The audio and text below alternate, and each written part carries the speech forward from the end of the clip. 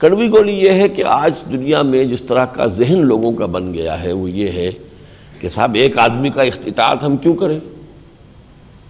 ہماری رائے ہونی چاہیے، مل کر رائے لیں، اس میں پھر اکثریت کی رائے کے مطابق فیصلے ہونے چاہیے۔ بیعت کا اصول یہ ہے کہ آپ رائے دیں ضرور، جو امیر ہے وہ آپ کی رائے سنے، اس پر غور کرے، لیکن فیصلہ پھر گنتی سے نہیں ہوتا کہ 11 آدمی ادھر ہیں 10 ادھر ہیں تو بس 11 والا فیصلہ ہو گیا۔ یہ اسلام میں نہیں ہے۔ بیعت میں یہ ہے کہ مشورہ کر لو، غور و فکر کر لو، پھر فیصلہ امیر کے ہاتھ میں ہوتا ہے، وہ جو طے کر دے گا اب اس کے مطابق آپ کو عمل کرنا ہے۔ ہاں آپ کہہ سکتے ہیں اگر وہ شریعت کے خلاف فیصلہ کرتے تو ہم نہیں مانیں گے بس،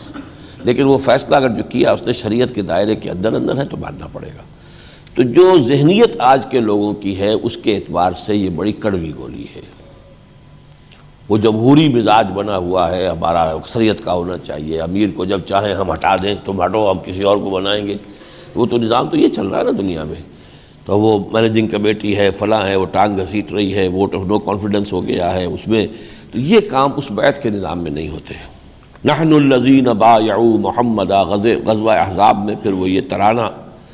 یعنی الاپ رہے تھے صحابہ، ہم وہ لوگ ہیں جنہوں نے محمد سے بیعت کی ہے، علی الجہاد ما بقینا ابدا، جہاد کی بیعت کی ہے، اب ہم جہاد کرتے رہیں گے جب تک جان میں جان ہے۔ تو یہ بیعت تو پہلے ہے، وہ بیعت تو ابھی آنی ہے 1 سال کے بعد، جس کا ذکر ہم نے پڑھا کل۔ بیعت رضوان جو ہے وہ تو سن 6 میں ہوئی، اور یہ شعر وہ پڑھ رہے ہیں سن 5 میں۔ وہ تو بیعت تو حضور سے ہو چکی پہلے، اور وہ جو ہے بیعت علی الموت، پھر بیعت عقبہ اولیٰ، بیعت عقبہ ثانیہ، اس پر تو پھر پورا میرا پمفلٹ موجود ہے اس بیعت کے موضوع پر، انگلش میں بھی ہے، اردو میں بھی ہے۔ جی ہاں، اس میں یقیناً ہم یہ کرتے ہیں کہ شریعت کے اندر بیعت کا معاملہ تو یہ ہے کہ جس وقت بھی عزم کر لیں کہ اب میں نے یہ چھوڑ دینا ہے، آپ بیعت کر سکتے ہیں اسی وقت، عزم کر لینا ہے کہ اللہ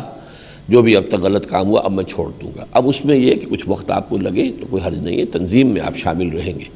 ہم واچ کریں گے کہ واقعتاً آپ ان چیزوں سے نکل رہے ہیں، whether you really mean business, یا یہ کہ یہ وقت گزاری کی بات تھی۔ اور جب تک کہ ان حرام چیزوں سے نکل نہیں آئیں گے تنظیم میں کوئی عہدہ نہیں ملے گا، آپ اس کے رفیق کی حیثیت سے کام کر سکیں گے۔